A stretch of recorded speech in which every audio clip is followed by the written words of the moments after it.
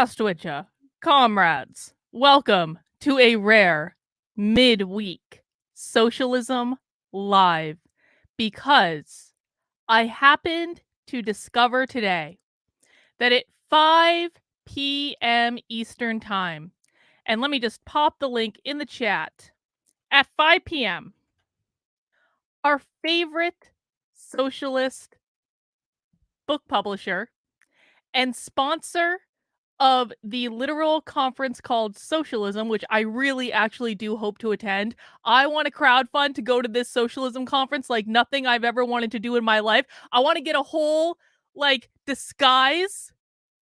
I want to get, hitting cameras and shit. That's another topic for another day. But Haymarket Books today in 13 minutes. The live stream is actually already started. You can see they've got their own little countdown there. I think it's paused right now because I didn't want to listen to the sound of it. But you can see they are actually going. I guess they're starting in 23 minutes, I guess. Why is that starting in 23 minutes? Oh, there we go. There we go. There it is. 13 minutes. They are going to be doing a live presentation about a brief guide to surviving in the 21st century. Oh, we've got a LinkedIn user calling me a freak. Well, that's not very nice, LinkedIn user. I am streaming this to LinkedIn right now. I am actually trying well, I'm not trying to. I don't want to get banned off of LinkedIn. I actually used to use LinkedIn like all the time. And then I stopped using it for the last 3 years because I was doing this politics stuff. I was like, I don't want to bring that to LinkedIn. And then I was like, I have this whole LinkedIn thing. Why don't I use it to share what I'm teaching other people? And now I'm being insulted by this random LinkedIn user. Why don't you want to learn about socialism, bro? Maybe they should stick around a little bit. But so they are doing a live presentation, and I'm going to spy stream it. This is basically like an impromptu spy stream, and you can see Bot is already heckling people in the chat. Bot has already asked a couple of questions in the chat, and I do want to encourage everyone, if you would like to heckle people in the socialism chat, we will be broadcasting all of that live, and I think that would actually be really amusing. So what is Bot asking? Bot said, I read that capitalism is responsible for family members' murders. Is that true? I know this is a little bit tough for you guys to see, but I don't know how I can make it bigger. And Bot also asks, I read that capitalism is responsible for certain foods, concoctions like mayonnaise. Is that true? Absolutely. Absolutely, capitalism is responsible for mayonnaise. That is one of the evils of capitalism. I will acknowledge that. So, guys, this presentation is going to start in I guess 11 minutes now. So I wanted to go live a little bit early today just to do a pregame. I hope they do answer your questions, Bot. And I would honestly, again, guys, I don't think the socialists are used to people like us broadcasting their presentations live. So if you want to have just a little bit of fun, then go to their chat and ask them some questions, because this is a live thing. Oh God. Oh God, this is gonna be great. This is gonna be great. Well, guys, while we are waiting, just a couple things, a couple orders of housekeeping. Number one, this is not my last live stream of the day, but the first live stream of the day, and I will be going live for a midnight live stream tonight. Midnight. I guess it's tomorrow morning if we're being technical. And Lisa Poole, who is Tim Poole's sister, is going to be joining me for a live chat at midnight tonight. And we have a whole bunch of things we're going to talk about. Of course, we're going to touch, a little bit of what happened with her brother and all that sorts of stuff. But we're going to talk about some other stuff too. Lisa Poole is a lovely lady. I've had the opportunity to get to know her since I was covering all the Tim Poole drama and, stepped in the Tim Poole drama myself. But like Lisa and I do actually talk, and so she's coming on the channel, and we're gonna do that at midnight tonight, because Lisa has young kids, and when the young kids are in bed, that's when she's free. So that's just the way it goes, and that's gonna be at midnight tonight on the channel. But speaking of spy stream, because today is kind of like a spy stream. It's a little bit of it, like with normal spy streams, I get into their Zoom calls and stuff, so they're like private. This is like a public live stream, so it's not quite the same thing, but for our purposes, it's the same. But let me tell you this. Tomorrow, 6:30 p.m., And we may do a pre-game leading up to it. I need to decide what the pre-game is. But at 6:30 p.m. tomorrow, we are doing Spy Stream. I have an invitation to one of the most woke trainings I have ever heard of in my life. I'm going into their private Zoom and I'm going to broadcast it live on the internet because I want to show you guys what they say to each other when they don't think other people are listening. And I can't tell you what the presentation is yet because I don't want to get caught. Yes, I have gotten caught on spy streams before. It's actually kind of fun when I get caught, if I'm honest about it. But like I actually don't want to get caught on this one. I want to actually like this is insane. It's going to be really good. And even though I can't tell you guys what it is yet, I will tell you tomorrow during the pregame show. I will tell you that pregame will probably start around 5 p.m. Again, I got to figure it out. Just keep an eye on all my social media, my locals, all that stuff. I will announce what's happening. I will tell you what it is tomorrow, but I promise you, you are not going to want to miss it. It has to do with education, and it has to do with indoctrinating an extremely vulnerable population into gender ideology. And they are training education professionals how to do this in the schools. That's as much of a hint as I'm going to give you for right now. Because again, I don't want to get caught. I had to pay money for this. I don't want to get caught and kicked out. All right. But I promise you, it is going to be unbelievable. So that's going to be tomorrow. I'm starting this stream at like 6:30. The main show will start at 7. All right. And the other thing, if you guys haven't visited my actively Unwoke Substack yet, that's carlin.substack.com.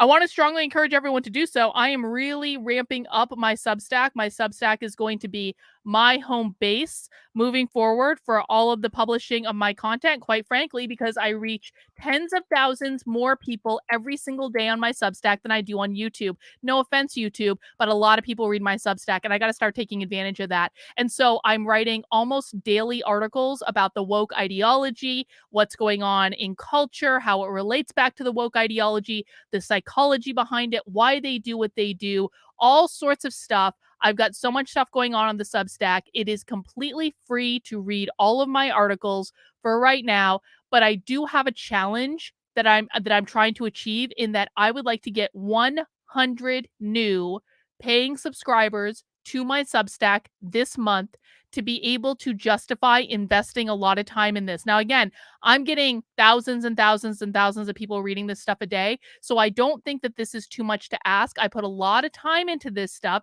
And quite frankly, I have an article on my Substack right now. Maybe you've seen it. I just put this one up this morning. I did a deep dive into the trans maxing manual, and I just realized I need to pin that to the top of the page, which I haven't done yet.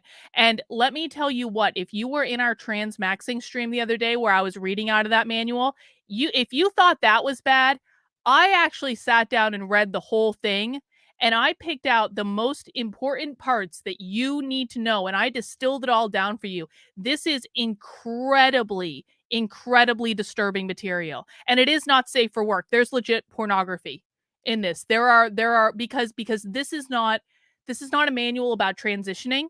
This is a grooming manual. That's what it is. These people are groomers.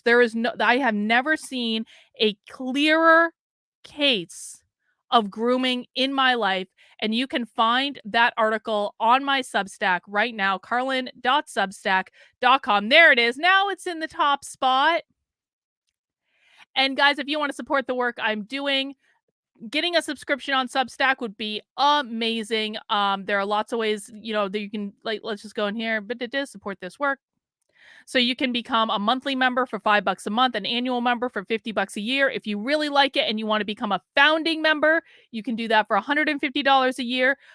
You can also, if those don't float your boat, those options, there are other ways to support my work. You can join on Locals, which is my private online community, $5 a month, $50 a year. You can also join on Patreon, anywhere from $5 a month all the way up to $250 a month, depending on what perks you want on any given day. That's available. Then, of course, my Substacks. You can also make a one-time gift on Actively Unwoke. Whatever works best for you, you can become a member of my YouTube channel. That's all fine, well, and good. But I am really focusing this month on my Substack because I really want this to be like the main base camp of what I'm doing. And again, I want to keep all of my articles for free on Substack, but if I don't hit my goal of getting 100 paid supporters on there by the end of the month, I'm going to put up a paywall. Now, if I put up a paywall, I am also going to make the articles available on Locals and on Patreon for paying supporters on there. So if you don't want to support on Substack, but you want to support on one of those two platforms, you're still going to get access to everything because I'm not going to slice and dice all that much. I want to make sure people are supporting me have first access to all the content that I do. But I would just really like to meet that goal. I'm like 45% of the way there right now. So we're on track to meet this goal. And I really do appreciate everyone who has become a supporter in the last week and a half or so. You are helping me do what I do. And I greatly, greatly, greatly appreciate it. All right, guys, couple final notes before we go live for our socialism stream today. Now, because this is like Spy Stream, I just want to go over the rules of Spy Stream really quickly because this is a live presentation. We're watching a live training. It's on YouTube. I don't know what they're going to say. I don't know what they're going to do. I don't know if their technology is going to fail them, as it has several times. But this is a live training. We're all doing this together. Number 2, I will not do commentary over the training, but I will chat in my thoughts like this. I will chat in my thoughts, and then I will display my thoughts on the screen because I do actually want to be able to hear them, and I want you to be able to hear them too. And the same with super chats. All super chats will be displayed on the screen with enough time for people to be able to read them. And I appreciate your super chats. I'm just not going to read them out loud because I want to be able to hear what is going on in the thing that we're actually watching. And we're counting down right now, guys. Let's get this party started. Welcome to Socialism Live. We're going to learn how we can't survive without socialism in the 21st century. Oh, 2 more minutes. We got 2 more. Actually, here's what I'm going to do. I don't want to pause it. Hang on. I'm trying to get this to work so I can actually. All right. I don't want to listen to their crazy music. Okay, $2. Well, bot, if you send in an actual super chat, we'll see. What if they say something so incredibly stupid that it needs to be reacted to out loud? Well, Justin, we take this as it comes. Sometimes I do let out an oh my god here or there. And so we're going to have to see how it goes. But welcome, guys. I hope you're ready for socialism. Let me see if I can make this any bigger. I want to keep the chat on the screen. I know that the chat looks really small to you guys, but I want to keep it on the screen in the same video. Closed captions are on.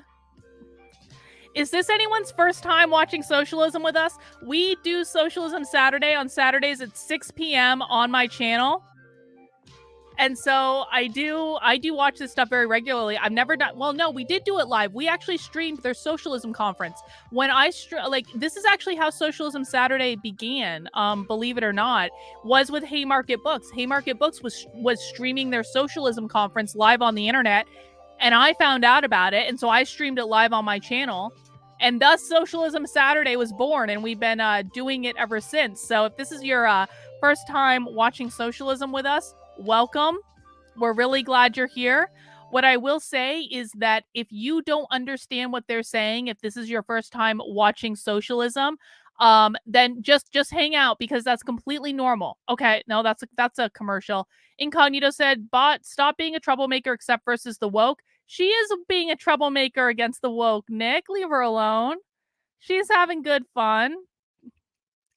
All right, they're doing a promo right now. Let's tune in. Oh, the sound is good. At least the sound is good for once. We break production for profit. The sound is never this by good. Production for need. Oh! We just do production for need, not for profit.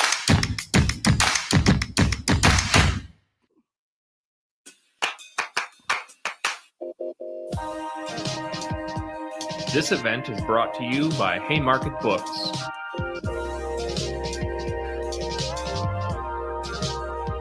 The captioning is on, but I can't control what they do, right? So now more than ever, it is critical if to they don't have it on, independent then publishers, independent bookstores, and independent voices. There are two ways you can do this today. First, by buying books from Haymarket at haymarketbooks.org. How is And my secondly, sound compared to theirs? By joining the Haymarket Book Does that Club. sound okay? Can you guys, I mean, I shouldn't be talking anyway during it. I'm just curious. The following event will be recorded and shared afterwards on the Haymarket Books YouTube channel. Please subscribe to the channel, like this video now, and share it with as many people as possible. I see AD in the If chat. you like this event, I see be Bot sure to in the catch chat. these upcoming events in Haymarket's Livestream series. Sound is good? Okay, excellent.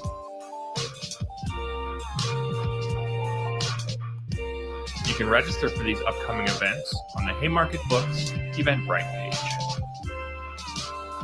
If you miss an event, you can listen to the recording afterward by subscribing to our podcast, Haymarket Live, wherever you get your podcasts. Before we begin, a few housekeeping items. We are moderating the chat. I should get an animation but we like cannot this. guarantee that everyone will observe our community guidelines. Observe their community guidelines. People who violate these guidelines will have their comments deleted as quickly as we are able. This event will have live closed captions. Instructions for accessing the captions will be posted in the chat. We should have time for Q&A, so please post your questions in the YouTube chat window, and we'll get to those later in the program. Thanks for joining us today. Our event will begin shortly.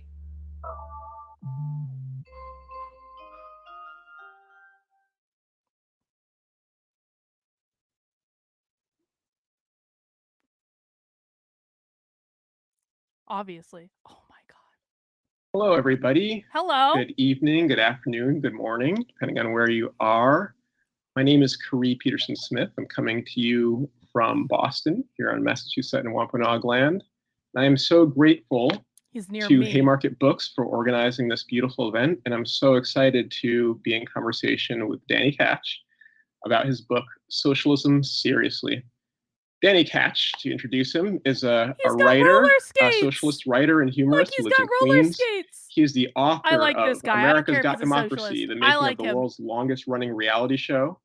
He's the author of the book, Why Bad Governments Happen to Good People, and, of course, of Socialism Seriously, a brief guide to surviving the 21st century, now in its second edition. A word about the book. The book is beautiful.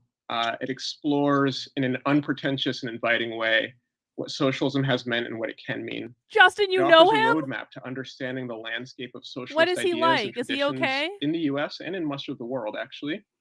It offers a socialist critique of capitalism and one that draws on Marxist, Black feminist, and Indigenous left critiques. And perhaps above all, it calls and inspires us to imagine socialist futures and to take action in any number of ways to pursue them. In that vein, it is as much about how we as individuals are shaped and diminished by capitalism as it is about the political and economic structures at a huge scale. And similarly, it is just as much about the ways that we can and indeed need to transform as people as it is about the economy writ large. And it's a joy to read. That combined with the fact that it's filled with jokes and footnotes means that it is relevant and enlightening both for newcomers to socialism and to people who've been in the movement for a while. One of my favorite lines in the book is a definition of what it means to be a revolutionary. I can turn the sound up. Danny describes not so much as being a bold or iconoclastic person, but in this way. It's about understanding that capitalism inevitably produces revolutions and doing what you can to prepare for them so that they might win.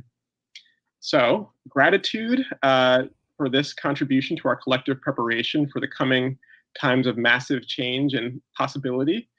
Gratitude to Haymarket Books, gratitude to Amanda, our live captioner, and gratitude to you, Danny. Gratitude to you guys for letting us do a question this. for you. You first wrote the first edition of this book in 2014. And I would love to know what led you to not just update the book, but basically rewrite the book and write new sections of the book.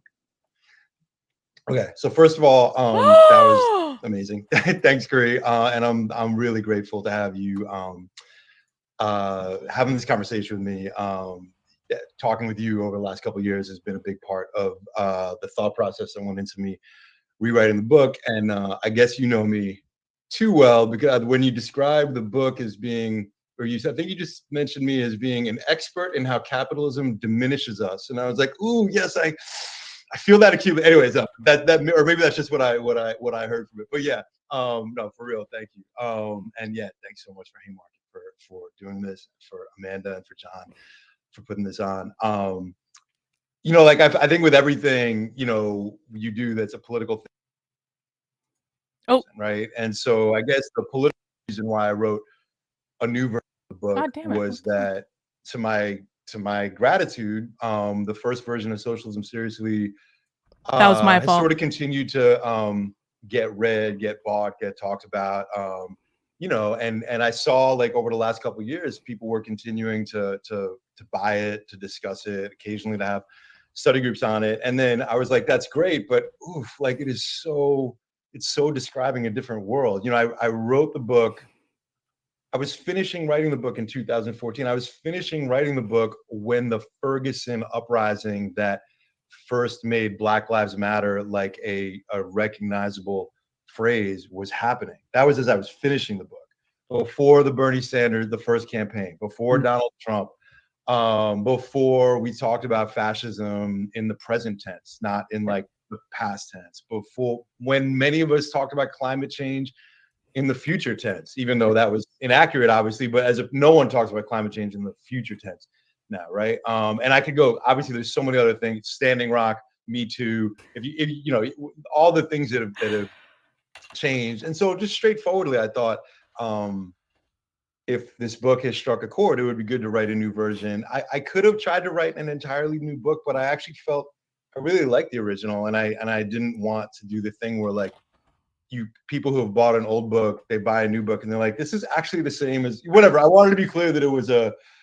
significantly revised, but still like a version of the original book. But then I think also I mentioned there's a personal and political reason. In the years also since the first version, like the political organization that had been my home, I was a member of the International Socialist Organization, went away, you know what I mean? Like, which, and I had, suddenly having different perspectives on a lot of stuff, partly rethinking things, partly just the different perspectives you get when you kind of find yourself like a free agent and not, feeling the pressures that are healthy and unhealthy to sort of go into every situation with a sort of framework and a line that you're trying to either defend or at least square what's happening in the world with like, what the sort of body of knowledge and theory that you have. And so I really wanted to see, and I think this is another reason why I went back to something that I had read, that I had written, instead of trying to write an entirely new book, is that I really wanted to go back to this thing I'd written that I was proud of, that I thought was good, that a lot of people got something out of, and kind of systematically go through, all right, are there things that I've changed, that I think the world has changed or I've changed my opinion about, or and what hasn't. And I think the result is most of, I think, what I had in the original book, I feel like has stood the test of time. I'm talking about 5 years. It's a little grandiose, but whatever. I think it only reinforced my feelings about some of that stuff, about most of it. But it's also definitely, I feel like I'm coming in from a somewhat different perspective. Yeah, beautiful. Well, I would love to talk more about socialism, itself and what we mean by it. One of the things I'm really excited about for this conversation, we spent a lot of time on the left talking about what we're against, and it's extremely important to critique and interrogate and resist like the just innumerable things that are appalling and, you know, disgusting about the society. And also it's really important to talk about what we're for. And, you know, you really define socialism throughout the book. But I think the first definition you write is, what is socialism? The short answer is a society whose top priority is meeting all its people's needs, ranging from food, shelter, and healthcare to art, culture, and companionship.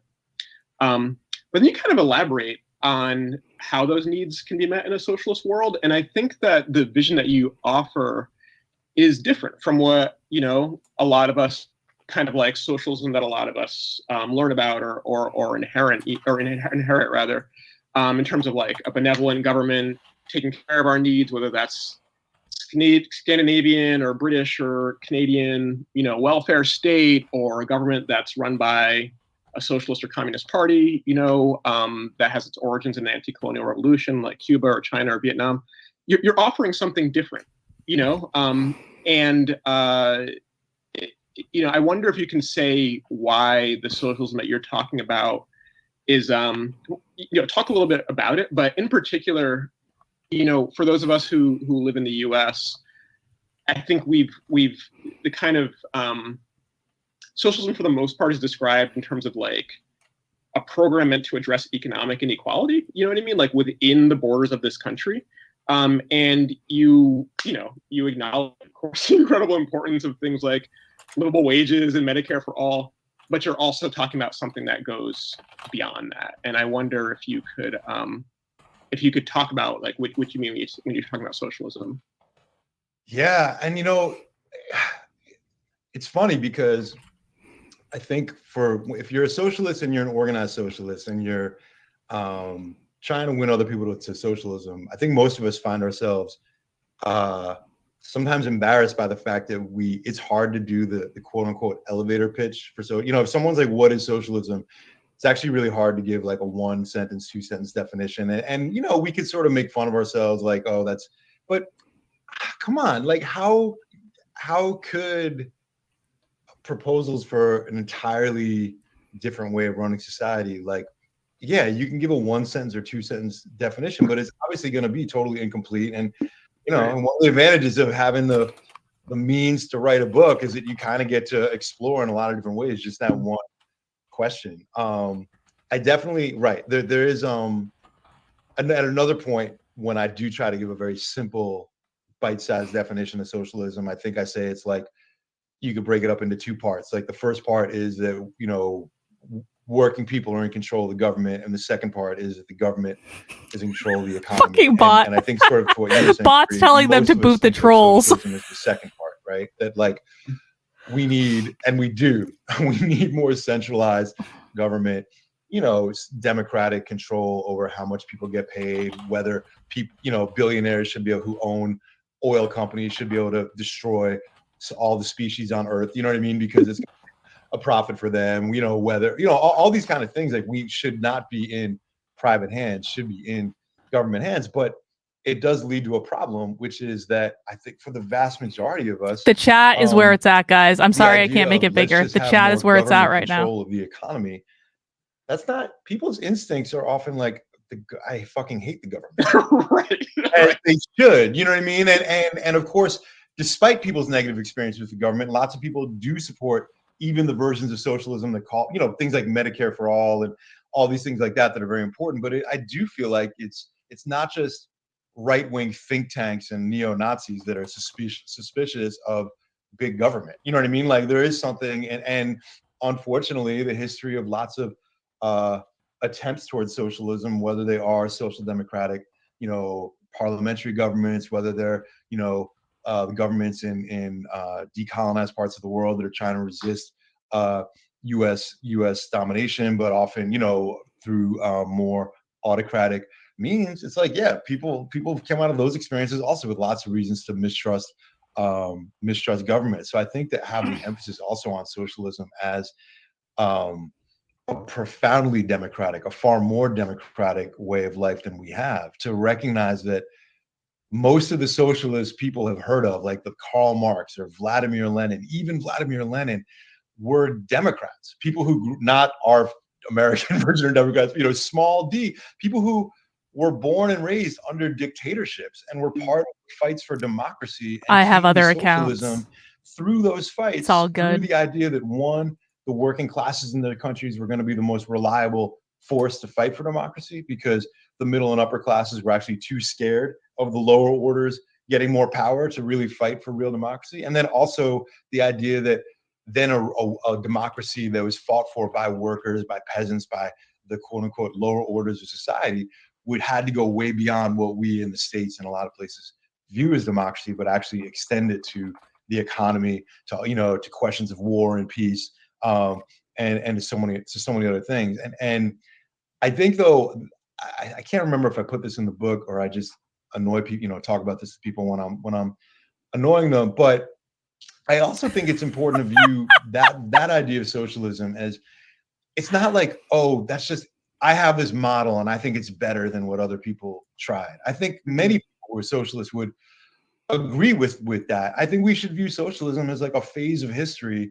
that we haven't yet attained. And I think I begin the book with some parallels with living in the centuries and centuries where the transatlantic slave trade was just a fact of life, and there were rebellions against it, and some of which lasted a long time. But the idea of actually reaching a phase of history where that slavery, and I know slavery still exists, but slavery as a key mode of like the world economy, was abolished, was not just a matter of like having different ideas or models, but actually reaching the level of struggle and attainment that we got to that place. So I look at many, it's not so much like, oh, what that government in Sweden or that government in Cuba or whatever, like that's not socialism. What I'm talking about is socialism. I don't find it that helpful. I find it more understanding, like there's been a lot for almost 2 centuries, people have tried to build towards socialism under very different circumstances, often with also real different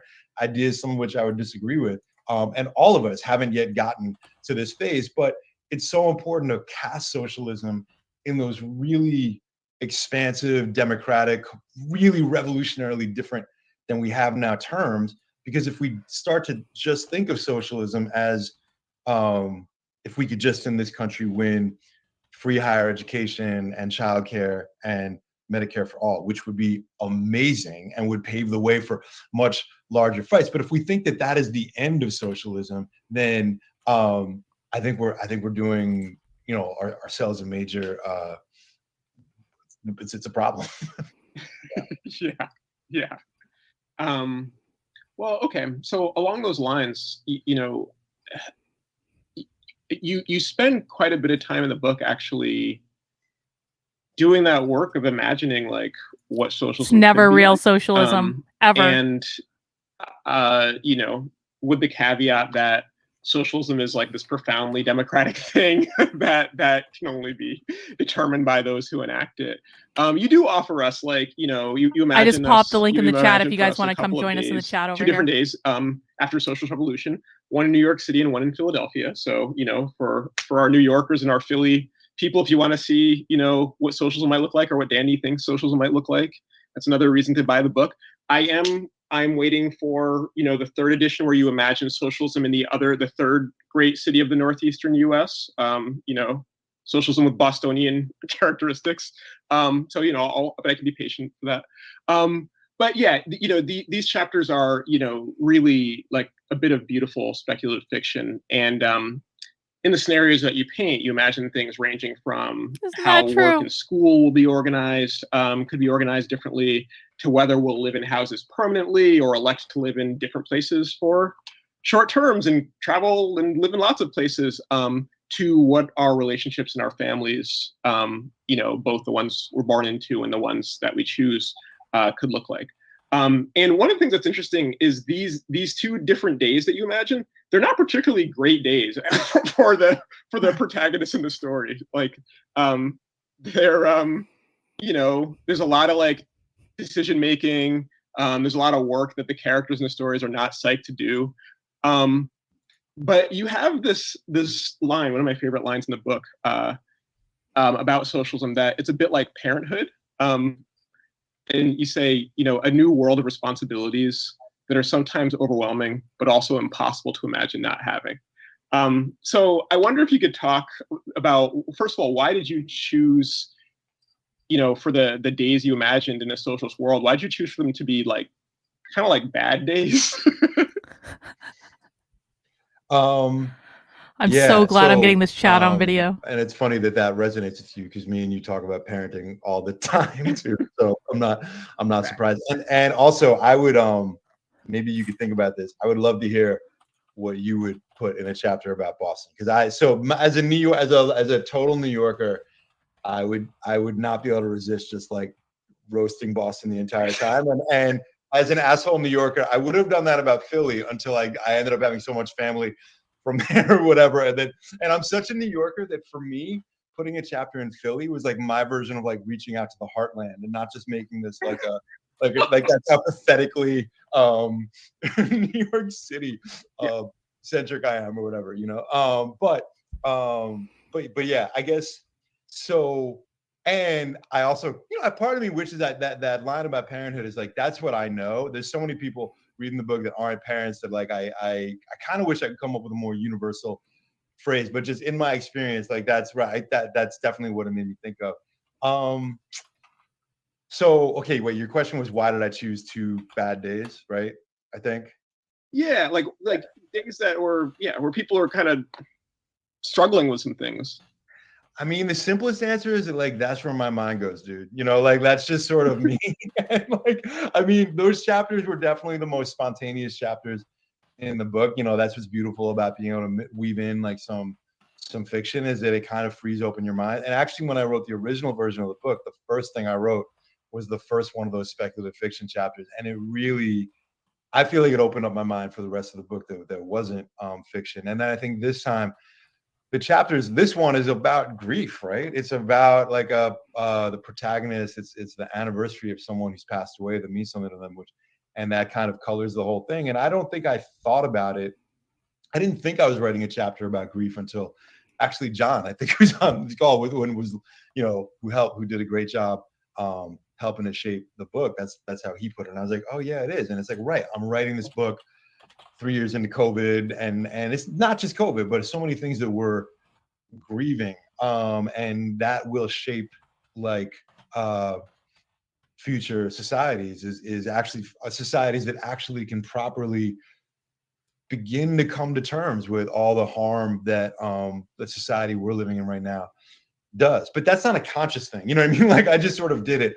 I do think that politically too, I think when you really when you read, I've never experienced a revolution, you know what I mean? I've experienced upheavals like the summer of 2020, but I've never experienced anything like a revolution. But when you try to learn from the experiences of people who have been through revolutions, it's like and they're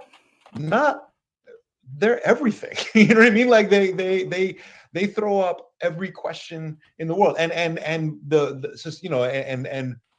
societies that have been through revolutions, like to try to lives that are lived where you're actually, yes, you're getting the chance to rebuild things, but it's also incredibly anxiety provoking and questioning and yes, the responsibility, like what does actual democracy and the responsibility that all of us have in an actual democratic society where we can't just say, ugh, the people in power are such assholes, and like, you know what I mean? Look, I think most of us would rather live in that democratic society, but I think there would actually be lots of tough days, and I guess, so to try to grapple with something about grappling with that stuff makes it feel more real to me. And yeah, I think that's the best way I could express it. Yeah, no, I appreciate the honesty of that. Like it's not this kind of, I don't know, like after the revolution, all of our problems will disappear. Like in a lot of ways, once we overcome capitalism, it'll be the beginning of addressing and like working on, I don't know, undoing like a lot of damage to the planet and to ourselves and to, our non-human relatives, or doing our part, in this ecology. And it's like, the good news is that we will finally be in a position to actually draw on the unreal. I'm sorry, I'm productive, not just talking much, guys. I'm just having so much imaginative fun in the capacity chat. People who Their who have chat. a lot of creativity. I gets hope you kinda guys are wasted enjoying or this peek into squelched or, socialism. repressed.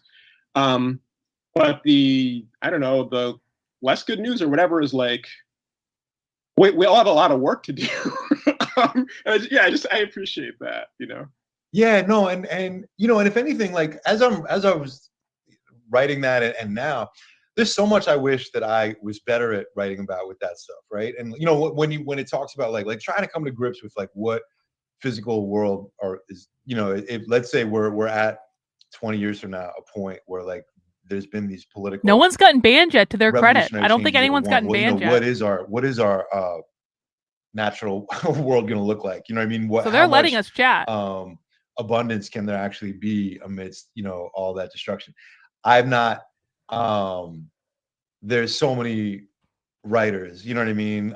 So many great science fiction, speculative fiction writers who really write a lot of climate fiction and stuff that I think are doing such a great job of that. And I wish I was able to put more in there that I had that know-how. But I think that but that was definitely on my mind. And I think the other thing on my mind was learning a lot from reading, a lot of the abolitionist writers that have come more into prominence, who definitely had way more influence on my thinking now than when I wrote the first edition, and how much there's an emphasis on what does it mean to fight for things that we don't, by definition, when we talk about abolishing prisons and police and stuff like that, we're not in a position to map out exactly, how does it all work without that? And it's actually better people like Miriam Kaba, I think, are great about being super honest about saying we're actually building a world, and as we build it, we're discovering what that means. And I say that just to say that I think I could be better at trying to everybody would bring different strengths and different weaknesses or whatever, you know what I mean, into some of mapping out some of those things. But I think maybe what I capture pretty well is that sense of a society that's moving forward, but is having tons of debate. That actually doesn't, what does reparations look like? I have some stuff, that comes up in a few chapters, right? Or we're not going to totally know, or there's going to be, people are going to try shit, it's going to get wrong, or, you know what I mean? Or that people are going to be going back and forth on some intractable questions and things like that. And so I think it was, it's obviously less of a way of, anytime you're imagining things in the future, you're more kind of giving a commentary on the present than really indicating what things are going to be like. And I do think that's a way, though, of trying to also show socialism and revolutionary politics. That being revolutionary does not mean being certain. Do you know what I mean? That you can actually be straightforward about, I know we need to change this and get rid of this, but we actually don't quite know what the alternative is going to look like. Right. Yeah, it's also a profoundly active process. I feel like that's kind of one of the central points that I want folks to leave with, is the kind of socialism you're talking about is not, you don't dismiss the importance of elections, or sort of those ways of engaging politically. They're getting pissed at us in the chat, by the way. But this is not we vote for somebody and then they sort of enact it. This is really everybody's activity, to shape the present and the future. And that means a lot of just, an unreal amount of richness, and also a lot of disagreements, and a lot to figure out, and a lot to, persuade and debate and change our minds. And that's really exciting, actually. Yeah. And it's I'm just thinking about this now, we've all gone through such isolation in the COVID years too, that almost feels further away than it did when I first wrote the book. So which is all the more important, I think, for us to be thinking about, in terms of I think for a lot of us, the idea of getting in there with people and having lots of disagreements, and with your coworkers on the committee or whatever, it's we actually have to slowly, and not pushing people into places they don't want to be, but the more we've all been pushed. They blocked you, Bot. Oh no! Remote spaces, online spaces. No, spaces Bot, just sign in with your other account. It'll be fine. Retreat from sometimes those kind of day-to-day, like, interactions. I think it's got to be part of our task in the coming years. Like, this is not a comment about remote work and all that shit that I'm very in favor of, but it's so vital to socialism for us to kind of rebuild those muscles. You know what I mean? Because that's just something that's really changed in the last couple. For me, certainly, the anxiety I get from unpredictable social interactions, something I totally wouldn't have had before. Right. Yeah. Was this oversharing that you were warning me about? Should I? Perfect. Right. Okay. No. So you also, you mentioned the impact that like abolitionist thought, contemporary abolitionist thought has had on you, and particularly as you're writing this book. And I just, first of all, just to say, like, you do in the book engage, not only with kind of Black and Indigenous and anti-colonial radical traditions historically, but with live contemporary conversations about those things. You talk throughout the book about climate justice and radical action to pursue it. You have an entire chapter on land back, both the slogan and the struggle for decolonizing the land and returning it to Indigenous people's ownership and stewardship. You talk about the debates in Latin America led by Indigenous struggles and parties there navigating the question of extraction of fossil fuels and other resources. And then, talk about abolition as it pertains to prisons and police and, borders and restrictions on migration. So first of all, just to say, like, that the fact all that for only $15. I mean, that's quite a deal. $15 worth of analysis at least, but yeah, right. It just to kind of like first kind of highlight that, because people may not expect that from a book about socialism, and truth be told, there is socialist thought and organizing that's actually in tension with a number of those things, and you're offering something very different that really embraces them. And I wonder if you could say a word about contemporary struggles and thinking that really inspire you when you think about the fight for socialism. You think about the path we're on. If you could talk about things that are happening in this moment or kind of in recent history that you feel are important parts of that. Yeah. Well, yeah. No. Is everyone enjoying themselves? I know I'm being a little quiet because I'm focusing on their chat. Oh, Bot's back!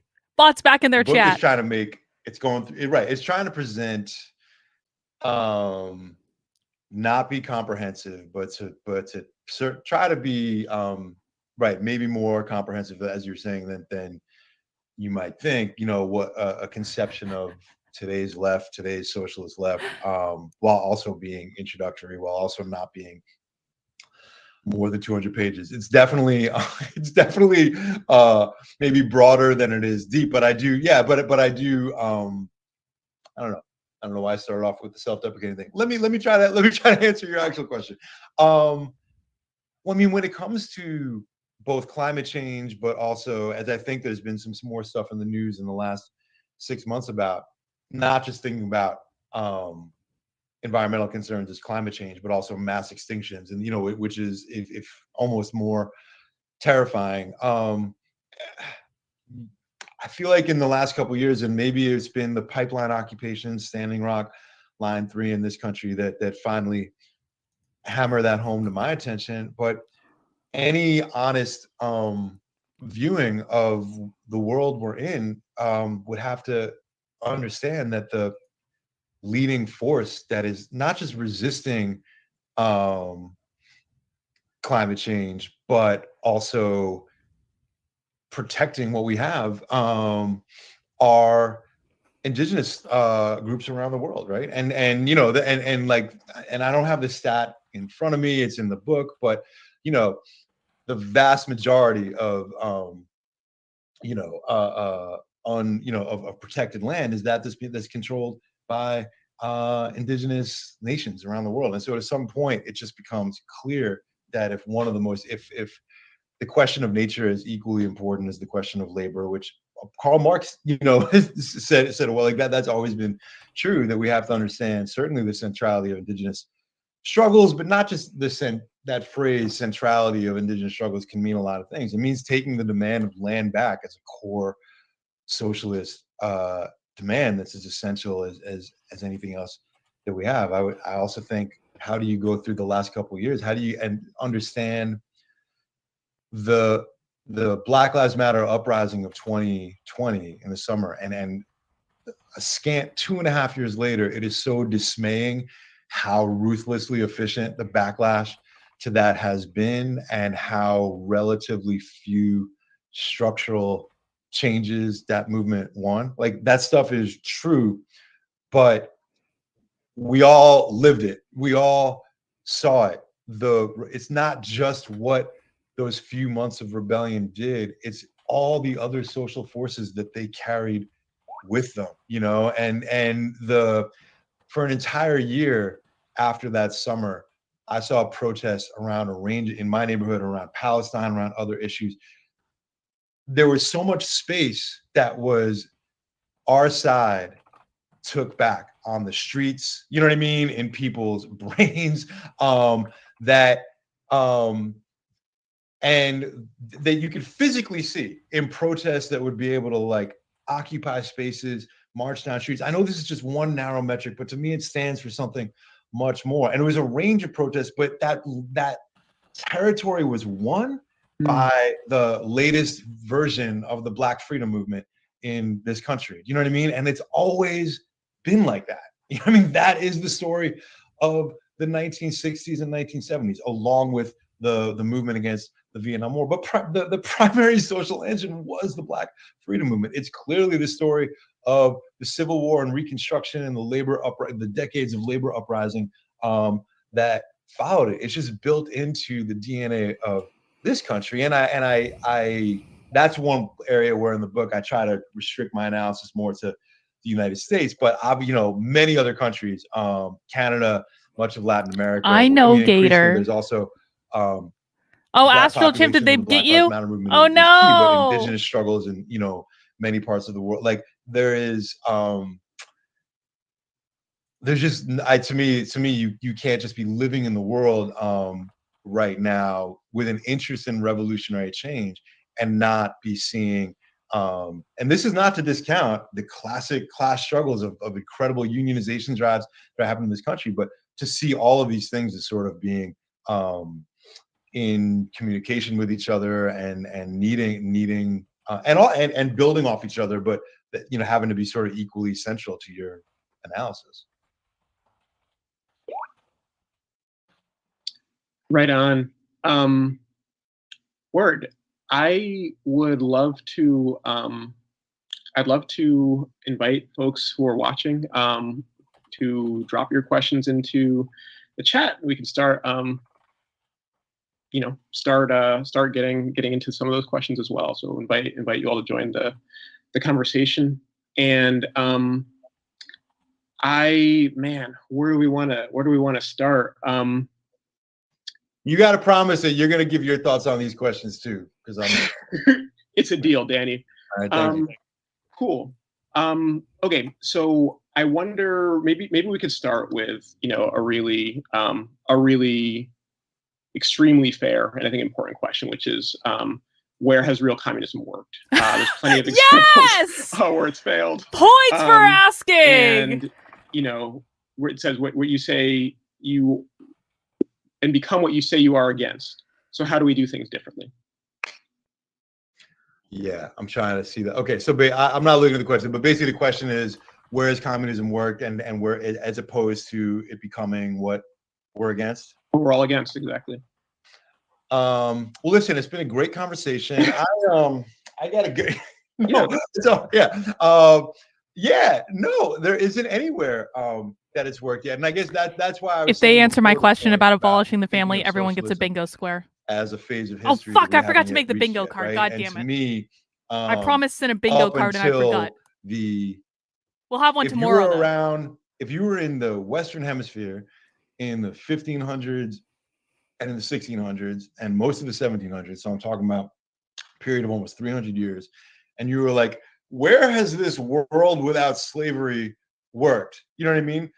All I see when people do rebel against it is that eventually it gets crushed and things are even worse than before. You know what I mean? That's actually, I'm ignoring some complications in that history, and it's just, runaway societies that actually were able to last for a while. But the general picture of what I'm saying, that would have been a hard question to answer to someone's satisfaction, right? It actually took, it wasn't until a revolution in what became Haiti broke through and actually established a country that permanently outlawed slavery and then became a beachhead for, in the way people hoped that the Russian Revolution would become a beachhead for struggles for socialism around the world. It actually happened more in Haiti, much to the 200-year punishment of Haitian people. But it took that long to then, and it was in the next century that you had the abolition of slavery, throughout the Western Hemisphere.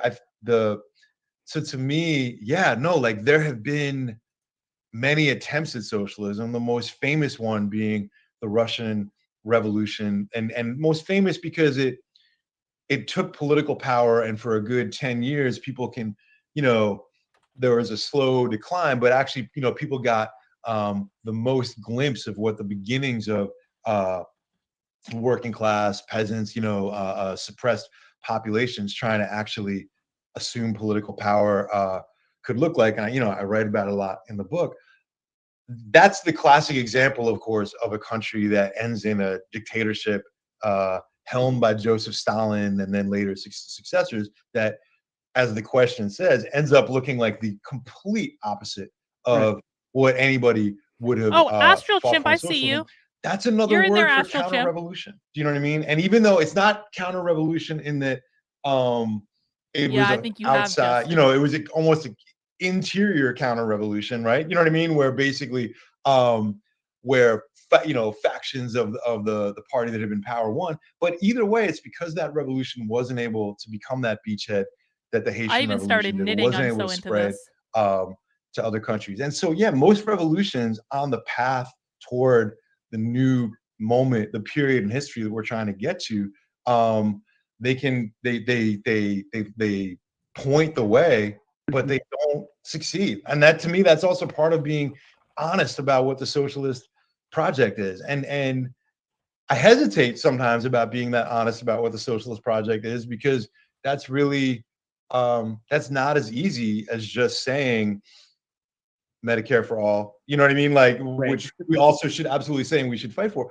But, I do think when the scale of then the crisis that we face with climate change, with mass extinction, with, a future of more diseases like COVID, and everything going on, it sort of, I think, reinforces the idea, well, we still have to go in that direction. We have no choice. Right. Yeah. Yes. It also, I mean, the question is extremely important, about there are where are the kind of living examples of socialism, and don't we have a lot of examples of how it has not, the opposite has happened, the attempts have produced the opposite. And one thing that comes to mind kind of, and this is along, one of the things that you were saying, but resistance, unfortunately, when people rise up, there is a response, the people with power usually do not concede it. There's a response, right? And I don't know. I mean, you and I were both involved in the Occupy movement, and when that happened, which was this. I don't know if this Shane Coleman guy is a troll in the chat, but he just asked, "Thank you so much for your words and ideas. Anything to say about the way socialism has been removed from K through 12 education?" Shane Coleman, if you are a troll, well done. And conversation and debate and learning. And if you're not a troll, I still want to know the answer. People, who are running our cities were not like, "Oh wow, you all totally came up, you cracked it." You know what I mean? You've innovated these amazing ideas, and we should just let you. I remember in Boston when at 5 a.m. they brought in the bulldozers, to say this can't happen. And so, and we can name any number of things, including, of course, the backlash to the kind of 2020 Black Lives Matter uprisings, as well as the previous backlashes to the previous uprisings. And one of the questions is so should we not rise up then? You know what I mean? Rather, I think that the fact that there is a response, on the part of elements who want to destroy, these experiments in liberation, that doesn't impeach the attempt, to have a more liberated world.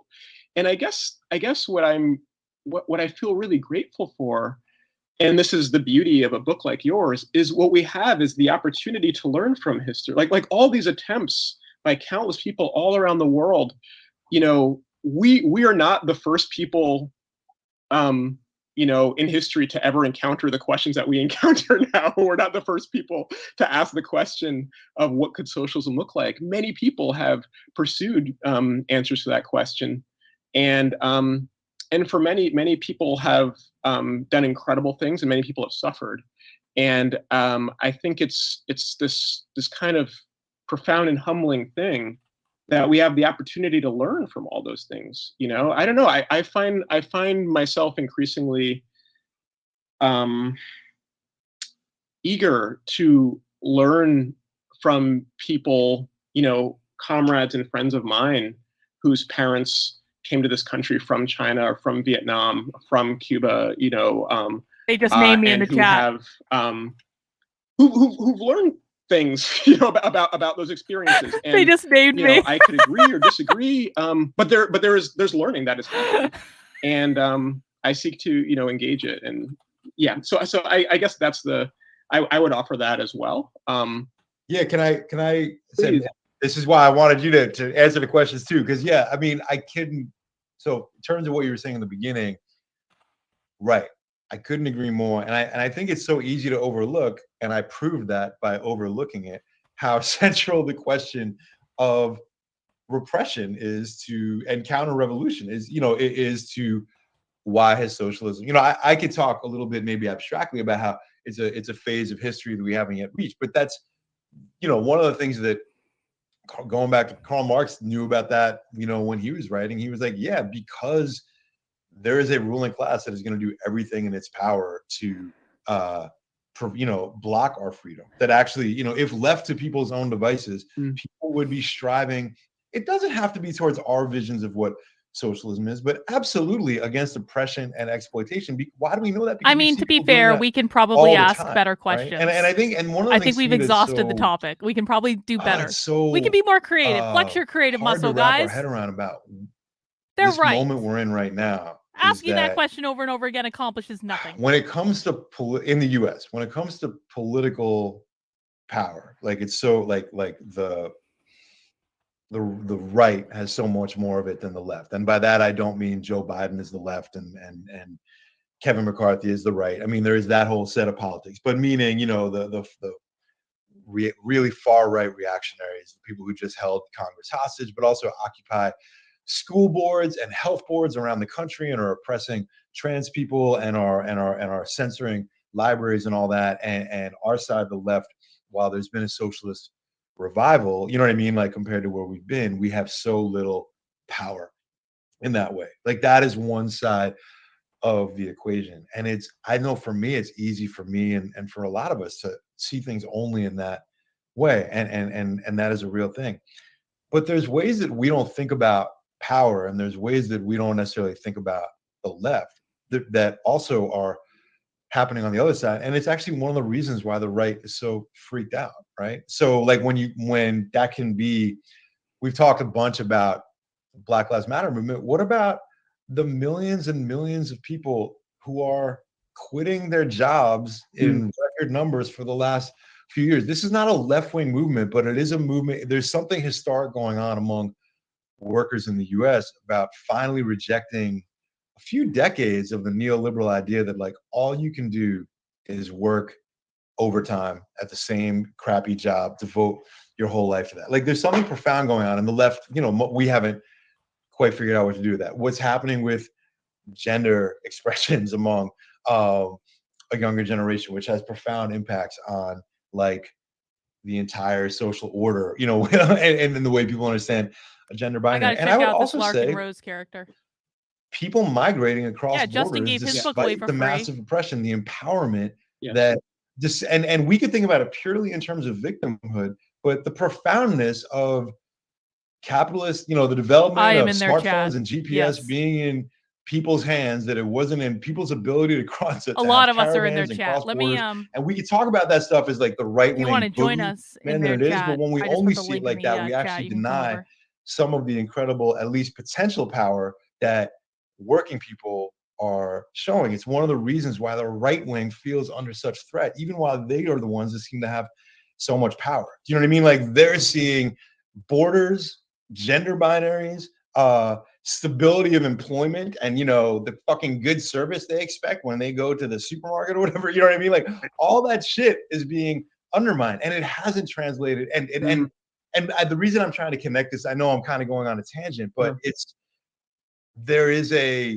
we're living in a time of like increasing control and policing, but it's also partly in response to, in all these different ways, people straining against that. You know what I mean? Like, and we, that's not all flowing into an organized socialist movement. Happy But New it's Year, not Hal.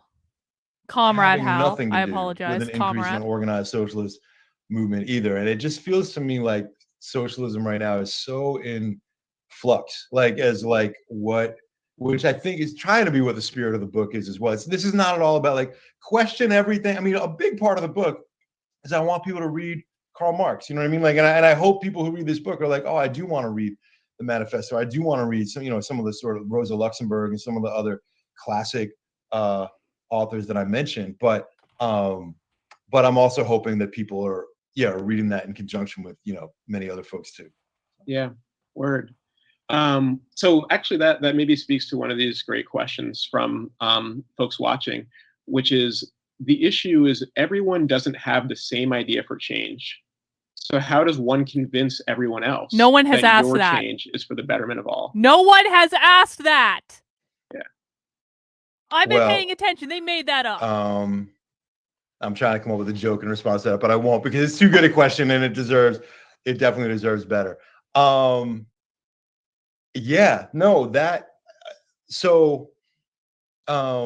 think that the socialist project has never been to convince everybody that some group of socialists have the best ideas. I think it's to say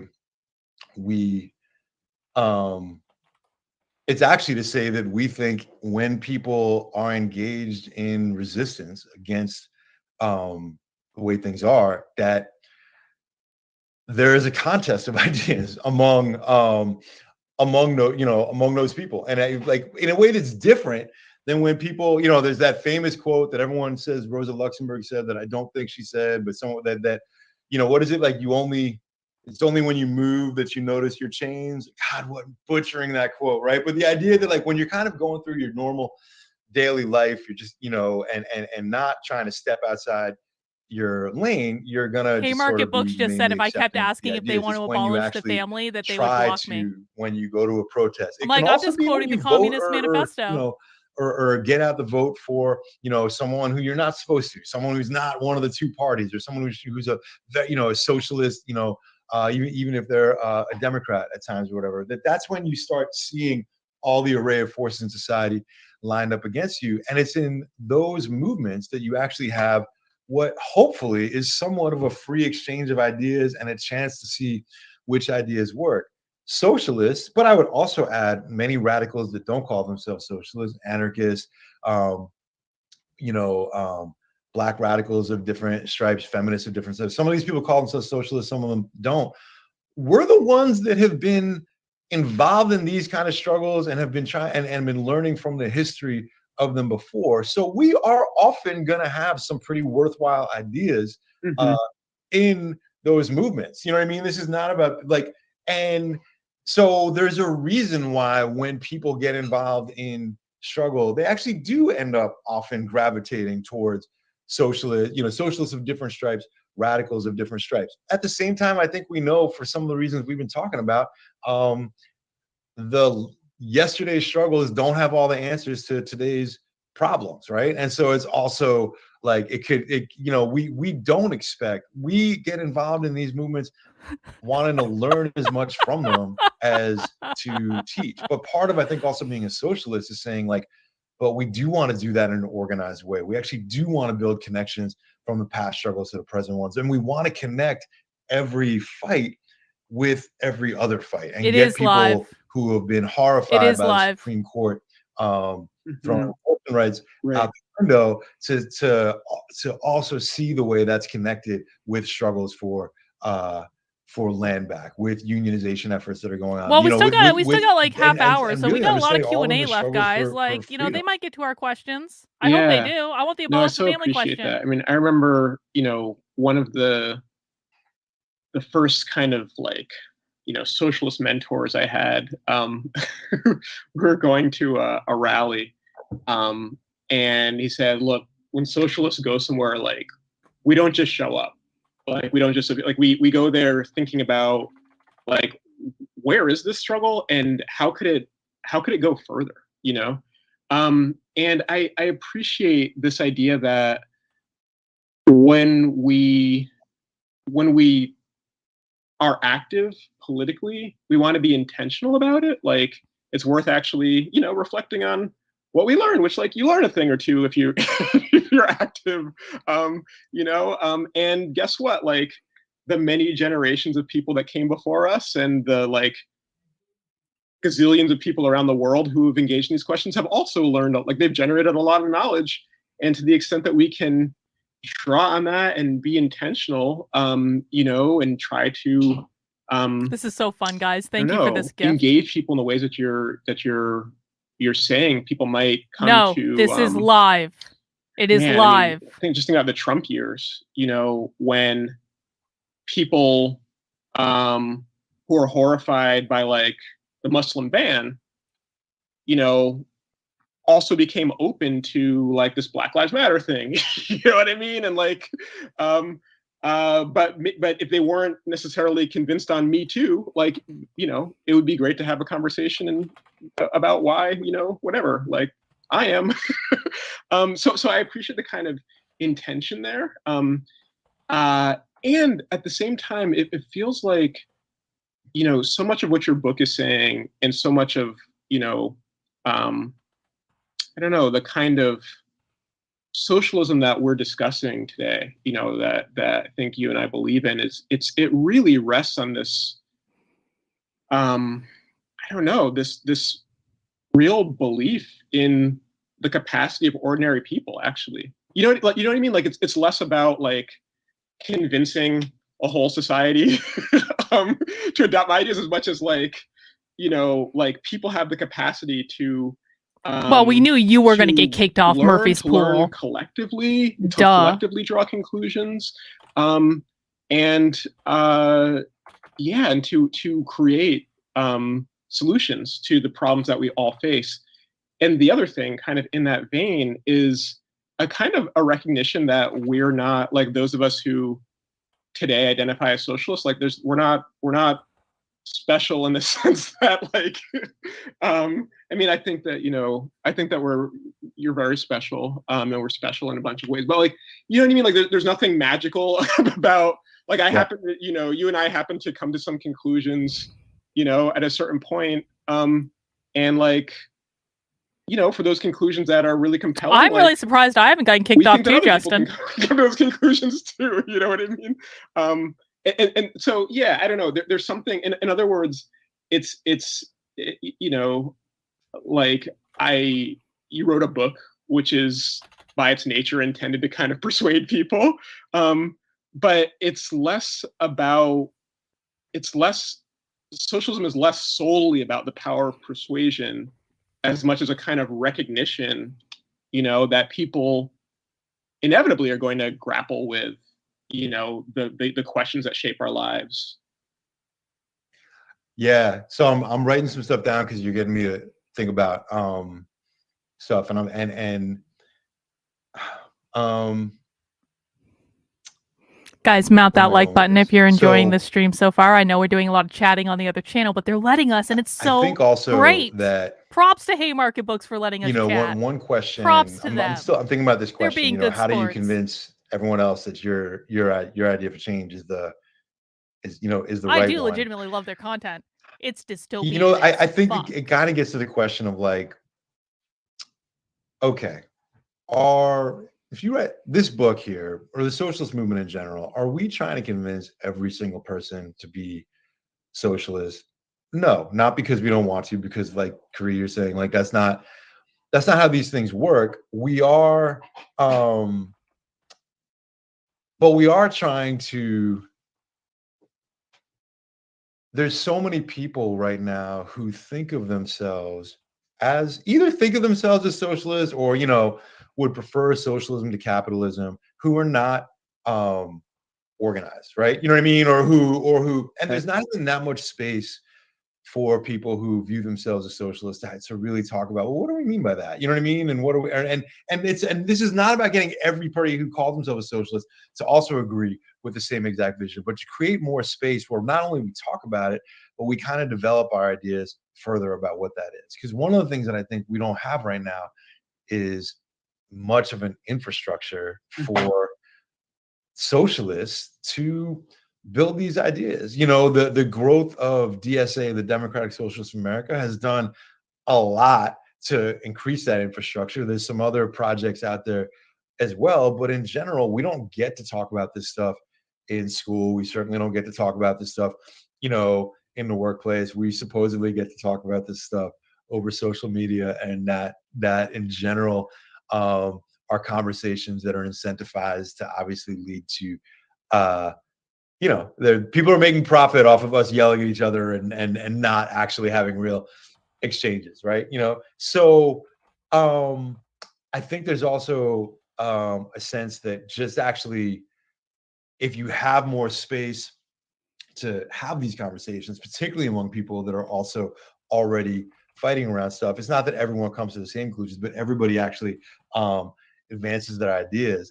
And in the absence of that, like one of the things that has got me thinking about too is that one thing that I think we're all grappling with in a serious way over the last couple of years is like just things getting shitty doesn't convince people Right. of socialism. And I think for those of us who have been socialists and Marxists, we knew that intellectually, but it's still pretty hard to see the worse things get with COVID, say, right? Actually, the worst political conclusions people draw. And I don't even just mean far right people, that actually the more we're beaten down, the more we're afraid, the more we're isolated, the harder it is to actually, and the further away that the initial idea of like pay everybody to stay home and keep that going, right? The further away we get from some of those initial radical ideas, the harder it is for more people even access that like that would have been the right thing to do, right? The more that there's sort of a false history of, any kind of measures to prevent the spread of COVID was actually the problem. I know I'm going on a tangent here or whatever, but there's times when when the role of socialists is hopefully when people are in struggle to like help provide concrete ideas to lead those. And I would say, did they get bought if you again? look at the summer of 2020, oh god damn it, there's a lot of talk, I think, among some socialists about how, where were socialists in that fight? Well, there were socialists and radicals whose whole framework of abolition and defunding the police is what gave that explosion a direction. It may not have been me, it may not have been an organization that I was in, but like socialists and radicals very much shaped that fight. There's other times, like in the last couple of years, where socialists have to just try to, not in every instance, I mean, not certainly in union campaigns at Starbucks and any number of things, but where partly we're trying to keep as many people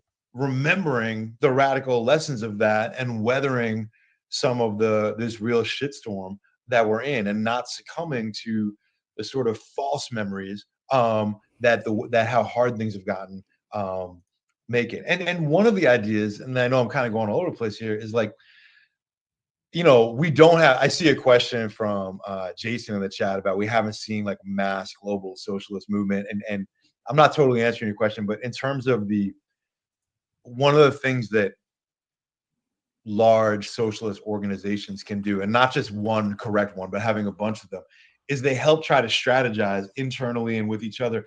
Are we in the moment where we're moving forward? Are we in the movement where shit's hard and we have to retain, and it sort of influences what you do? Most of us don't find ourselves in those organizations, or the organizations that exist are too loose to really do that in any way. And so it can feel like we're even more adrift, kind of riding that. And so I would also say, like, and again, I'm just taking a very roundabout thing.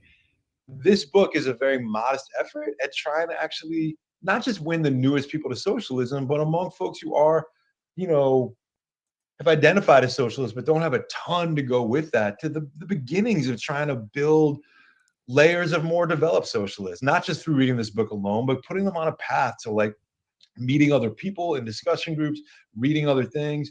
Some of us call that cadre building. You know what I mean? Like it's about building long-term cadres for the movement.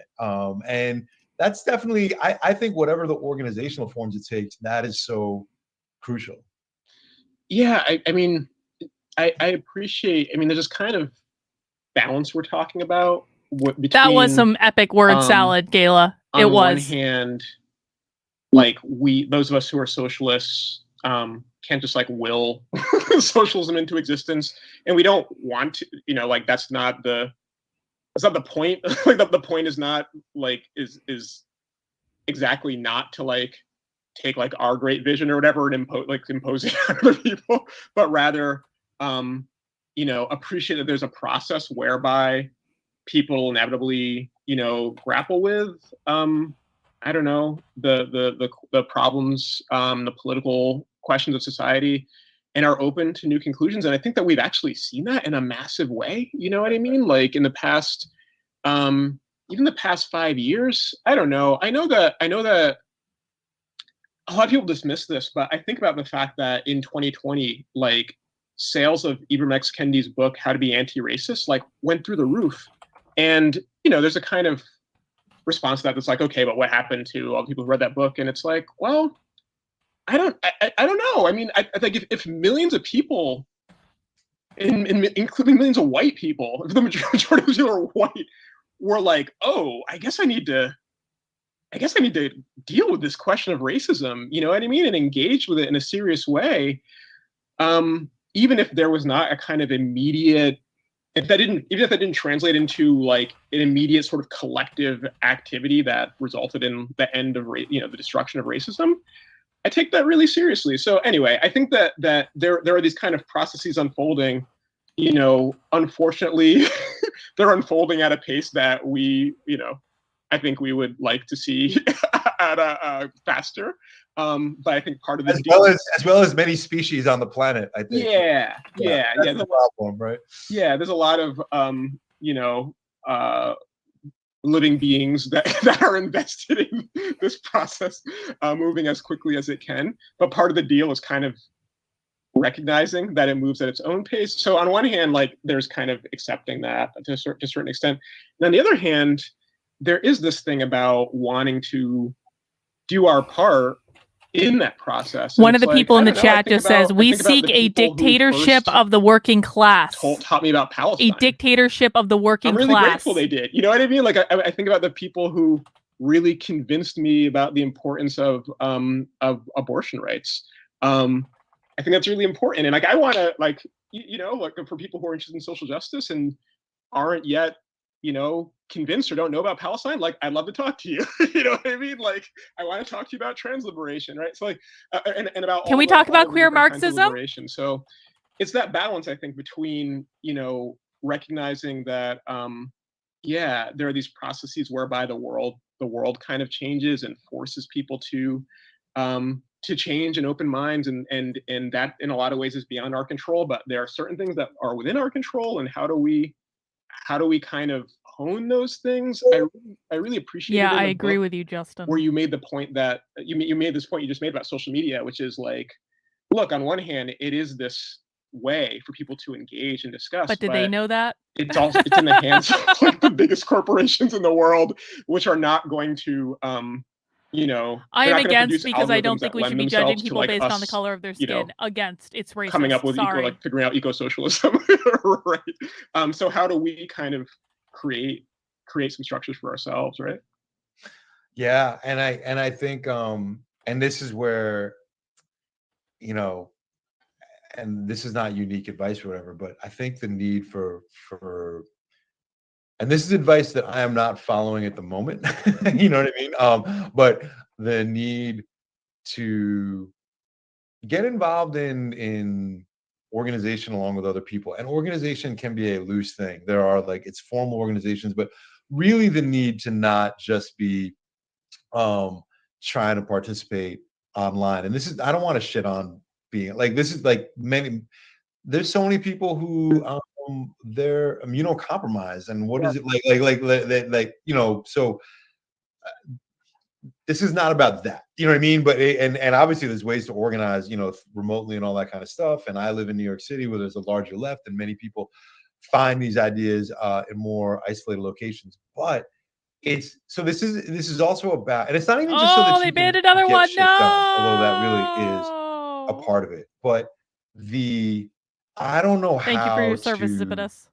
weather those ups and downs and how to like you're getting at Kari, have people to talk to about what is it that what can we do and what can we not do, you know what I mean? Like and I think because you know the thing that I think is always the big danger for the left is people passing in and out of the left. Is socialism being a youthful phase No way. in He did not. people's lives? And if it's a useful Tim phase, Pool meaning in is your gonna 20s tell and 30s, people I'll how to take be a it. I mean man. more like a useful phase for when you're like 18 to 19 or whatever. That is You know a what I mean? different And problem then for a you're different just day. kind of Tim Pool needs to you're fucking kind work of on gone. Like himself. that's where He needs to get his own coach before he and does I anything think like this. that'll He's often gonna hurt happen when people, people man. like That's not cool, Tim. sort of try to throw themselves into stuff, see that it didn't sort of change everything, and then conclude, you know, often because they have a lot of they've been putting things in their life on hold and school and work and all this kind of stuff. Like, I can't do that. And it's like, you know, that is just not the way that change, that's not the pace that change works. Even on smaller levels. I mean, I think about the first couple months of the pandemic. I wrote a piece in Jacobin about I guess it was in the September or October of 2020. And the part of the piece was about back when I worked at UPS and we had a walkout on the day of September 11th, but the piece was really about COVID. And it was about being in a workplace where your supervisors are forcing you to go to work in danger. For me, I experienced that on September 11th, and what it's like in the days after. And for me, that was the days after 9/11, but it was about the rage that I saw in people around me who were being forced back to work in very unsafe circumstances and have to like work under these supervisors. And at the time I just wrote This like, is I a don't know where great this point, rage is Zacho. gonna go. I also, a couple months later, I was the media collective that I've been a part of, Working Class Heroes, which has been on an extended hiatus, but if any of my comrades are here, hey, and really helped get me through that first year of the pandemic as well. We interviewed this guy named Chris Smalls, who was like someone who was fired from Amazon. He was talking about a lot of the same stuff. And he had this like whole lawsuit and union campaign that was fucking never going to work against Amazon. I was too polite to say that. And then obviously folks know I'm joking because, you know, Chris and, you know, the union at Amazon, which still has a ton of crazy uphill battle, but completely made history by winning this election. But it took like 2 years, but it was the same rage that I was talking about, and people's like the moment that many of us experienced in that first year of the pandemic, where people talked about sort of like a veil being lifted off capitalism, or you know, there's a lot of analogies people had at the time. It's like a black light that shines a light on all the whatever. Like I heard lots of different stuff, and it felt like it went away. You know what I mean? It felt like nothing happened. But and I know there's been some stuff written about this recently. Most of the waves of unionizations that we're seeing right now in industries that have never seen it are exactly where it went.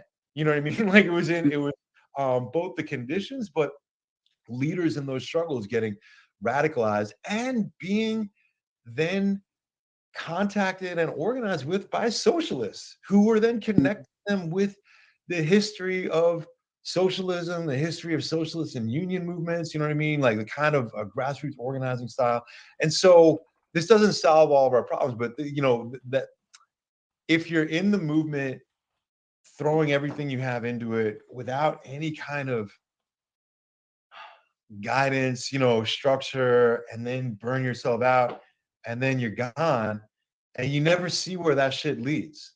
You know what I mean? Like you need, and yeah, and I think that's part of that, building that kind of infrastructure as well. So I think for people, just finding people at least to be in study groups with, conversations with, so you're not just going through the ups and downs on your own. Yeah. Beautiful. I mean, that leads me to the last question from the audience that I'd love to kind of pose, come on! Which is this person's name is Krissa, and it is about like kind of getting together with folks, and what is possible, and how do you move with the people you get together with. So the question is, what do you think about creating a small community with like-minded people so that everyone can live a similar lifestyle? Wouldn't that make more sense than trying to change an entire nation? Well, it's definitely more doable than trying to change the entire nation. I mean, there's no doubt. If it makes more sense in that sense, it doesn't take the ownership of ExxonMobil away from the folks that own ExxonMobil, the shareholders, the CEOs. Maybe I should have known who. No, that was a real question that was asked. I saw it. It doesn't take, okay, whatever, Amazon away from just no, Jeff that Bezos was asked in the chat. I saw in the hands of people. So no, but the point being that I have they have more time though. Starting with the Occupy they movement absolutely for me, have probably, more time. and then they learning, have 13 I've minutes become left of this much stream. more receptive to the importance of building alternative communities as one of the building blocks of the left than I used to be, when I had maybe a more traditional Marxist view of it, which is probably even then like a defamation of Marx himself. You know what I mean? But like, I think that sort of, alternative communities that can function as models for different ways of being. There's obviously, things like renewable energy cooperatives. I mean, this is not quite, I think, what Krissa means, but there's any number of things like that that are important building blocks. But there is, I think the idea of trying to build a sort of a small community of like-minded people as a way to escape like the toxicity and shit of capitalism. The primary problem with it, I think, as I just said, is that this system, in the form of its racism, its transphobia, its destruction of nature and a livable planet, it's going to come for all of us. I think the other thing is that, I think generally those communities are going to also tend to involve folks that have the means to do that. And, this is not to say in every single instance or whatever, but like, some of the folks who are most getting crushed by system as it is, and, including some of whom could be at the forefront of unionization campaigns and other kinds of, pipeline defenses, who challenging that system, are gonna find it harder to uproot family responsibilities, taking care of sick relatives, whatever, to have that kind of, to sort of just join kind of separate communities. And I hope I'm not. I appreciate your service, Jerry. Well done. Question, Krissa. Yeah, no, I really appreciate that. I mean, and first of all, I think that like, and this comes through in the book, but I think like, however, like, I think it's good or useful or whatever to support like more ways of living, not fewer, right? Like however people want to live, in whatever way makes sense, particularly when it's in defiance of all of the, like gender norms and, whatever, like the various kind of ways that the dominant modes, that we're taught are the only ways to live, socially, and in terms of the kind of politics of your community as well. Like, awesome, you know what I mean? Like, do it all. And then I appreciate what you're saying, which is like, and yet that in and of itself, like, I don't know, what I always think about, you know, I'll kind of be in my kind of socialist daydreaming phase, which I know you have too, you know, and then outside the window, like the cops speed by, you know, like a million cops cars speed down the street in my neighborhood. And it's like, right, like what's going to stop that? I mean, You know, obviously. what's going to stop, you know, that kind of violence? What's going to stop U.S. empire? You know what I mean? And the ways, the way that this country is structured as this kind of, in this parasitic way through violence, you know, to steal the resources of the world and to undermine and sabotage and, you know, oppose various struggles for justice in other parts of the world. I was going to keep pushing on the family that's part of, abolition you thing, know, but I don't want to get blocked. The deal, you know, it is that thing about freedom for everybody. So that's what comes to mind also. And at the same time, you know, along the lines of what you said, I never have I been more compelled by the importance of creative sort of spaces that people make, you know, that are more liberated, you know, that can inspire people. And I just think about like what it means. I don't know, the importance of creating, I don't know, I think about like the occupation of Alcatraz, you know, in the 60s by indigenous folks, and how that was like, you know, one of my favorite books, the autobiography of Assata Shakur. Like she talks about going to Oakland. I mean, Oakland itself, kind of like how she moved through the spaces of these various revolutionary communities, you know, from the Red Guards, these like Chinese leftists, to the Black Panthers, which he ultimately joins, and going, you know, taking a boat out to Alcatraz Island, and how the ways that opened her mind, you know, and there's any number of these kind of creative. I really do like Curry's roller skates. Are not the same as like a revolution that transforms the whole nation, but I think are part of that process, actually. You know? Yeah. That didn't mean anything. I mean, totally. And you know, it's funny. I'm thinking as we're wrapping up, how, you know, one thing that hasn't come up at all is Bernie Sanders, AOC, you know, all these people, and I'm thinking about it as to say, not to say, ha ha ha, we had a whole discussion about socialism, and I think the opposite, which is that as radical, like, obviously, like, you know, millions of people voting for socialist candidates and hearing speeches like Bernie, I was there for the speech Bernie gave with AOC and Queens, you know, about, you know, the meaning of solidarity and looking to the person on the right of you and looking to the person on the rest. What does it mean to fight for someone who's not going through what you're going through? That's part of it too, but they're all parts of it. You know what I mean? And we're in a moment when the socialists we're part of something much bigger than ourselves, and it's bigger than the socialist movement. Like the socialist movement, particularly in the US, but around in many parts of the world, in all but a few places in the world, has, you know, got so small, so marginalized, up until the last few years, probably, that maybe I shouldn't say so many. Let me just stick to the US in my analysis, but that there's no way it was inevitable that as radicalism is popping, is, you know, trying to escape in every way it can. They're really live. They ask questions from the chat. Incredibly controlled. They are live. Country. You know what I mean? Like, is socialists are going to be one, or organized socialists are going to be one tiny part of that, and also and trying to figure out what does it mean. They just didn't ask the right questions from the chat, but they did ask questions from the chat. Trying to put forward ideas that cohere all these different kind of strivings towards freedom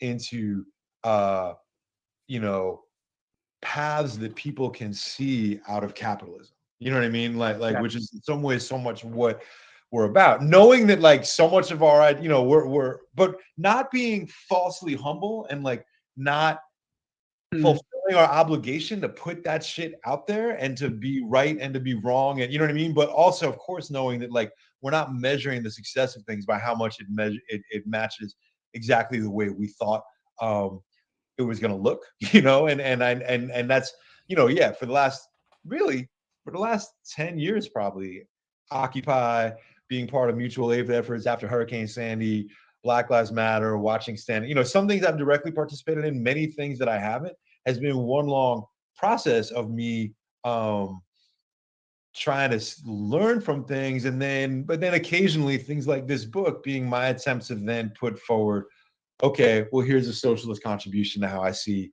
some of these things, you know, fitting together, you know. And yeah, that was my attempt to bring shit up to a, you know, to a nice conclusion. What do you think of that? I think you did a beautiful job, Danny. Oh, thank you. Oh my God, that's so yeah.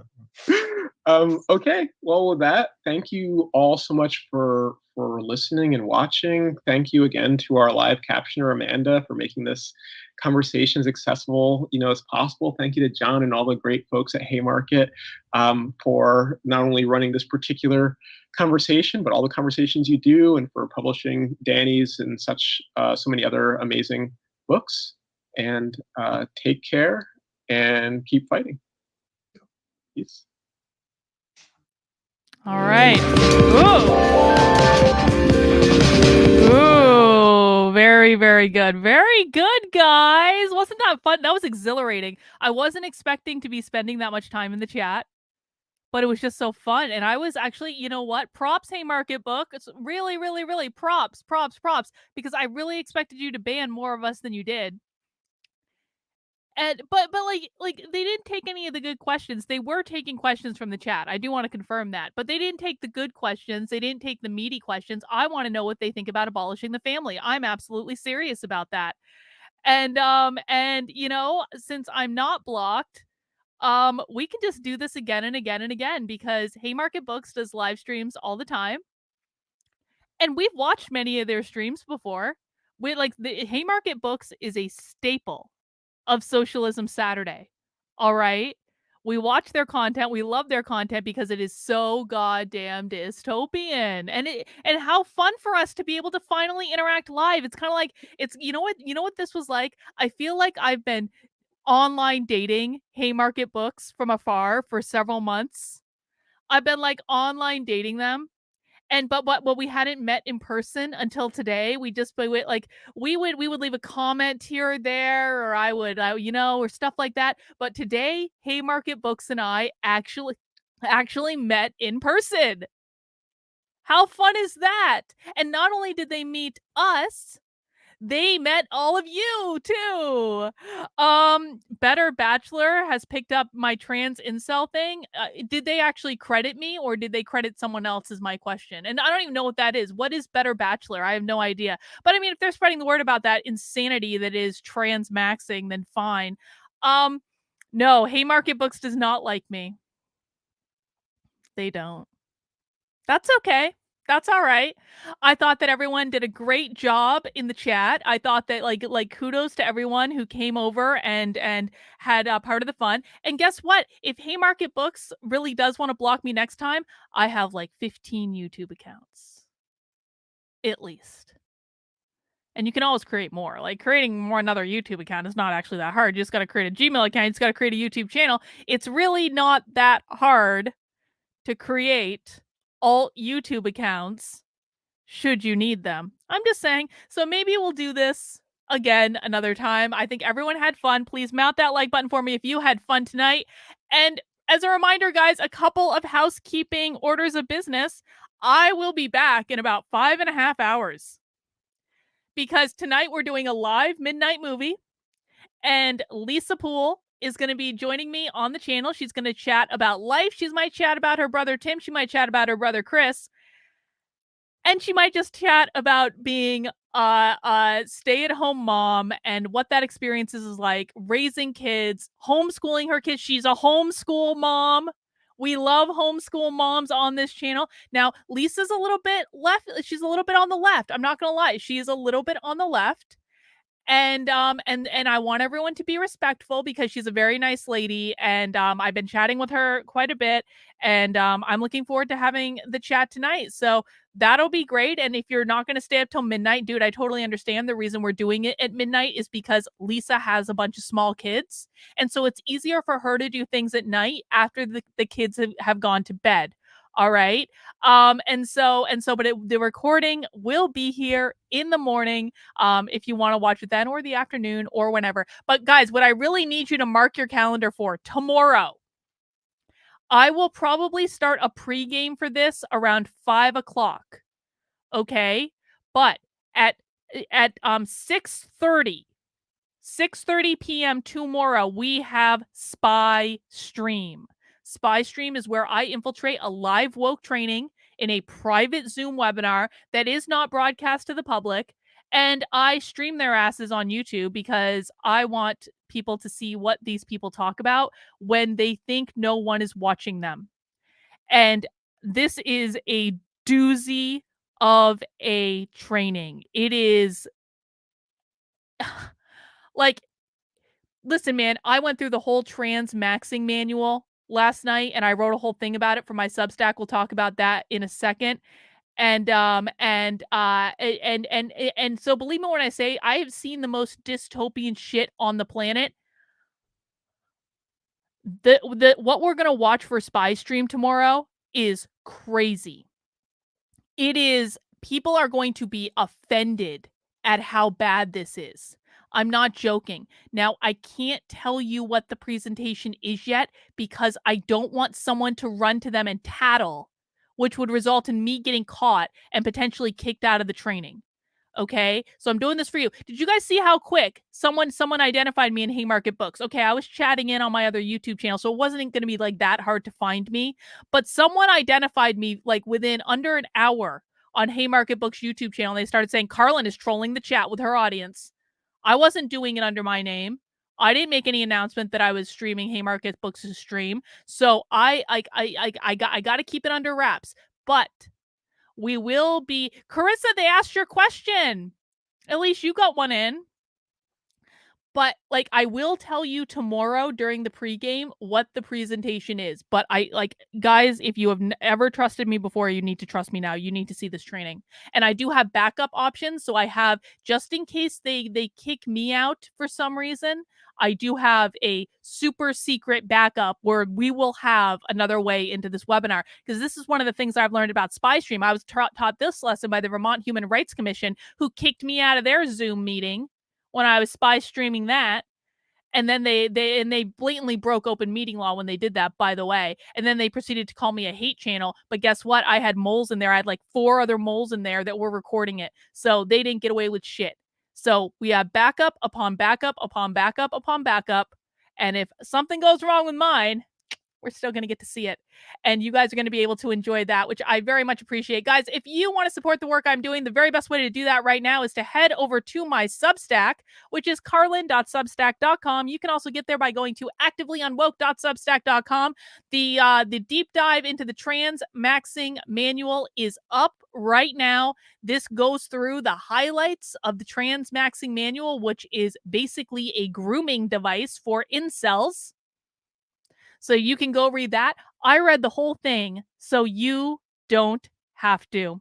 And I summarized it for you on my Substack. Now, I do have a goal this month in my Substack of getting 100 new paid subscribers, whether that's $5 a month, $50 a year. You can become a founding member for a little bit more than that. If you appreciate the work I'm doing, if you value the work I am doing in explaining this stuff to you guys and trying to make it easy to understand and making it, dare I say, fun. Wasn't today fun?